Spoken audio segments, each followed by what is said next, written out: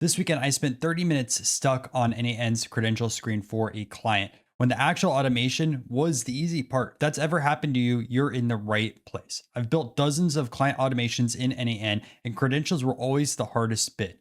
n8n just fixed that with Quick Connect. I'll show you guys how to connect not only Google Calendar, but as well as Slack and GitHub in under a minute each. Plus, what to do when the service isn't on this list yet. So your first step is to actually make sure that you are on the correct version of n8n. I'm on 2.15, and if you have an update, it'll let you know down below in this question mark help section.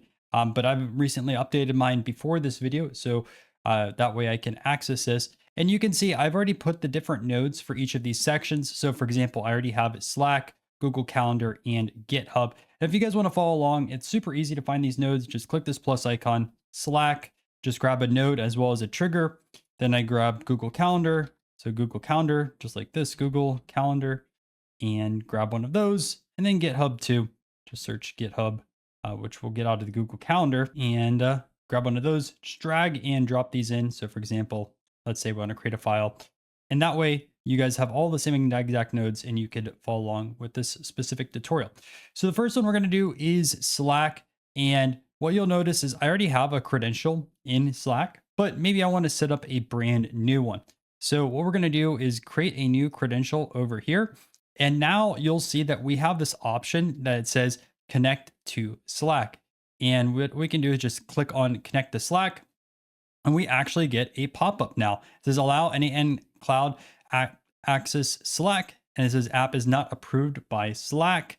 And then I choose my specific workspace that I want Slack to work within. Go all the way down over here and click allow. And now we can say n8n quick connect. We have this available. And I would just make sure that you choose save.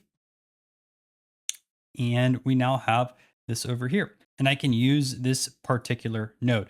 But one thing I do want to mention is this isn't available for everything within Slack. So Slack is a little bit weird, and it actually isn't available in the trigger, because if you go over here and you want to create a new credential for the trigger, you can see Quick Connect is not available. So one of the weird quirks so far with Quick Connect, and actually just Slack in general between the trigger and a node, we can set up Quick Connect really easily within a node, but when it comes down to a trigger, we still have to go kind of the old fashioned way. Now, obviously I chose search for messages over here. We can choose something else and like search for a specific channel. And you can see I can go over here and maybe I want to get information about a channel. You can see my channels are directly in over here. In case you're wondering why something wasn't working, maybe for example, I want to go into data support, and this error is now gone. Again, just showing you that this connected directly into my Slack in case you were particularly wondering. Now let's go into Google Calendar. By the way, Slack, not a fun one to set up. Neither is Google. Google is super annoying. You have to go into cloud. You have to set up your scopes. Well, let's take a look at how fast this is. We're going to go over here, create a brand new credential. Okay. And then I'm going to now go into sign in with Google. I'm going to choose an account that I want to sign in with. And I'm going to choose my Ryan Nolan data one. And I'm going to choose select all for access. Click on continue. And now you can see I have my account connected. And I can select the calendar. And we have holidays in the United States, as well as my particular email over here. And this is event create. Maybe I want to get an event.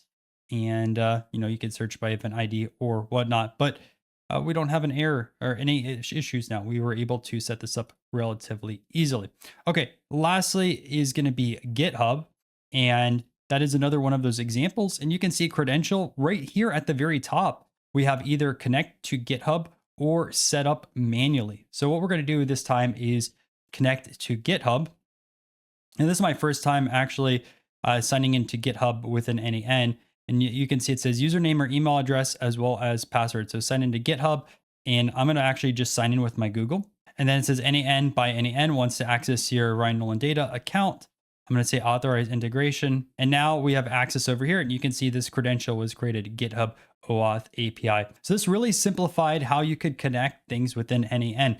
Obviously, this isn't rolled out to every single node or trigger, as I show you like with Slack. If we want to set up this trigger, we still have to go over here and fill out all this information, find the access token, the signature secret, and go through the documentation. But, for the node, it takes 2 seconds now. And I know as of today, which is, March 31st, I believe there's only a dozen or 2 dozen different nodes that this is available for, but I can quickly see this feature being passed on to other services as well, because I think this was a huge barrier for people when they wanted to build out n8n workflows. Hey, I hope you guys enjoyed this video and you found a bit of value. If you did, make sure to subscribe to the channel and make sure to check out some of my other n8n videos. If you're here brand new for n8n first time, I have a full 17-hour course. Highly suggest you take a look at that. It's gonna be linked on the screen right over here, and talk to you later.